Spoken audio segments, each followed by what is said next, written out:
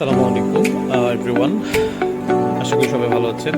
আমি আজকে চায়নার উদ্দেশ্যে রওনা দিচ্ছি বাংলাদেশ থেকে। আমাদের ফ্লাইট হচ্ছে 9টা 30 মিনিটে, বাট আমরা অলমোস্ট গেটিং ভেরি লাইট। সর্বশেষে আমরা আমাদের ফ্লাইটটা ধরতে পেরেছি। অনেক ঝামেলার পর আমরা জাস্ট ফ্লাইটের আগেই আমরা জাস্ট গিয়ে পৌঁছাই। তো আমরা আজকে গঞ্জের উদ্দেশ্যে বাংলাদেশ থেকে সাউদার্ন এয়ারলাইন্সে করে রওনা দিচ্ছি। দেখতেই পাচ্ছেন প্রচুর ভিড়, আর ভাগ্যক্রমে আমি উইন্ডো সিটটা পাই। আপনাদের আশা করি কিছু ভালো ভিউ দেখাতে পারবো। আর দেখতেই পাচ্ছেন উইন্ডো সিট থেকে ভিউ, আর ভয় লাগছিল। তো আমাদের ফ্লাইটটি হচ্ছে হয়তো বা আমরা গঞ্জুতে 8 ঘন্টা পরে পৌঁছে যাওয়ার কথা।